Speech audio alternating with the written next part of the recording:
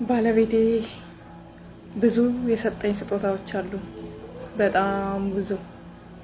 እስኪ ላካፍላችሁ። ከነዛ ውስጥ በጣም የማረሳቸው 4 ውድ ስጦታዎች አሉ። መቼም በአይምሮዬ ሊጠፋ የማይችል ቀን እንኳን ብረሳው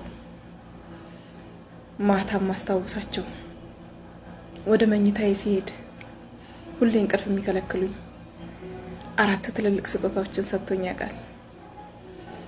እስቲ ከነዛ ውስጥ ላካፍላችሁ። ምናልባት የውስጥን ታሪክ የሌላ ሰውን ነገር አውጥቶ ማውራት በሸሪያችንም ክልክል ይሆናል።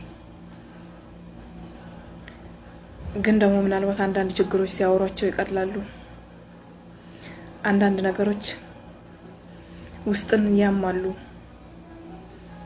እና እስቲ ላካፍላችሁ። ምናልባት እንደኔ ብዙ ሴቶች የተሰጣቸው ይኖራሉ። ከነዛም ውስጥ አንደኛው ባገባኝ በ3 ቀን የሰጠኝ ስጦታ ሲሆን፣ ሁለተኛው የመጀመሪያ ልጄን ነፍሰ ጡር ሆኜ፣ ሶስተኛው ሁለተኛ ልጄን በወለድኩ በ15 ቀን የሰጠኝ ስጦታ ነው። አግብቼ ልክ በ3ኛው ቀን እጄ ተመልሶ መስራት እንዳይችል ቅጥቅጥ ያደረገኝ ስጦታ ነው።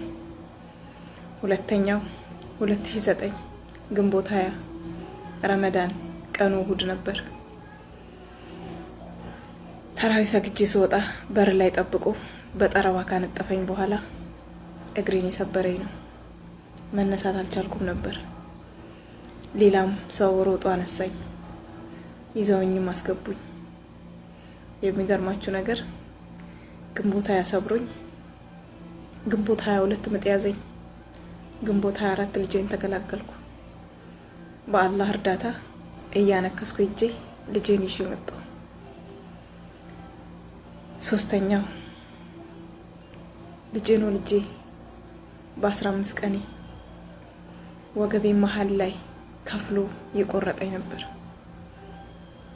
አሁን ሳወራችሁ ቀላል ሊመስል ይችላል። ለኔ በጣም ከባድ ወቅት የምለባት ቀን ነበረች። በጣም ያማል። አራስ ነበርኩኝ። የነበርኩበት ሁኔታም ደግሞ በጣም የሚያሳዝን ሁኔታ ነበር። በጣም ያም ነበር። ለረጅም ጊዜ ወገቤ ያመኝ ነበር እና ሰው ይዤ ነበር የምነሳው። የዛች ቀን ከሱ መፋታትን ወሰንኩኝ። ምክንያቱም የነበርኩበት ሁኔታ እንኳን ልመታ ልታቀፍ እንኳን የማሳሳበት ሁኔታ ነበር። ወልዳ በ15 ቀን ወገቧ የተቆረጠች የመጀመሪያ ኢትዮጵያዊ ሴት እሆናለሁ ብዬ አስባለሁ። እና በጣም ያማል። ማለት ብዙ ጊዜ ለራሳቸው ሞክራለሁኝ። ብዙ ጊዜ ያሳለፍኳቸውን ነገር ለመርሳት ሞክራለሁኝ። መደበቂያ ካገኘው ምንም ይሁን እደበቃለሁ። ሰው የሚያየው ፈገግታዬን፣ ስክሪን ሽቴ ብቻ ነው፣ ከላይ ያለው ከበሬ ብቻ ነው የሚያየው። ውስጤ ግን በጣም ደቋል። ልጆቼ አሁን አጠገቤ አይደሉም። እኔ ያለሁት በሰው ሀገር ነው።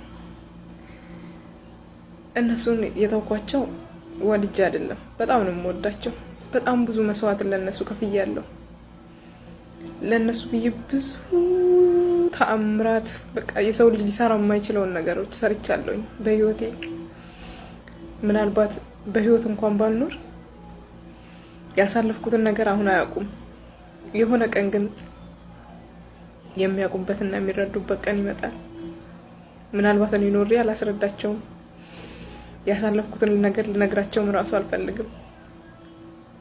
አሁንም የሚያዩት ነገር ብዙ ነበር፣ ያው ግን አይረዱም። ለልጆቼ ስል ብዙ መስዋዕትነትን ከፍያለሁ፣ ግን በጣም ከባድ ነው።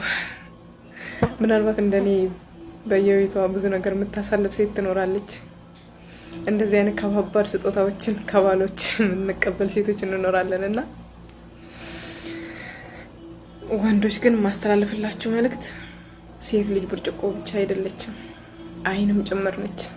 አላህ ሱብሓነሁ ወተዓላ ለሰው ልጅ መስገድ ቢቻል ለባል ሲል የባልን ክብር ሊያሳየን እንጂ ሴትን ዝቅ አድርጎ ወይም ሴትን እንድትረገጥ ማዘዙ አይደለም። ብዙዎቻችን ግን ሸሪዓን የምንረዳው በተገላቢጦሽ ነው። 4 ማግባት ሲል እንደ ኩንታል መደራረብ አይደለም።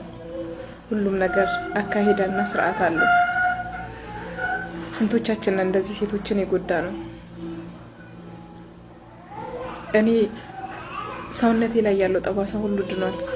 የአእምሮዬና የልቤ መቼም አይድንም። ሁሌም ከዛ ነገር ውስጥ መውጣት እፈልጋለሁ። ሁሌም መዳን እፈልጋለሁ። ግን ደግሞ አእምሮ ውስጥ የተሰነቀሩ ብዙ ነገሮች አሉ። በጣም የሚያሙ ጓደኛ፣ ዘመድ፣ እናት፣ አባት የማይረዳቸው ብዙ ነገሮች አሉ። ሰው የሚያዩ መሳቃችንን ቆመን መሄዳችንን ብቻ ነው።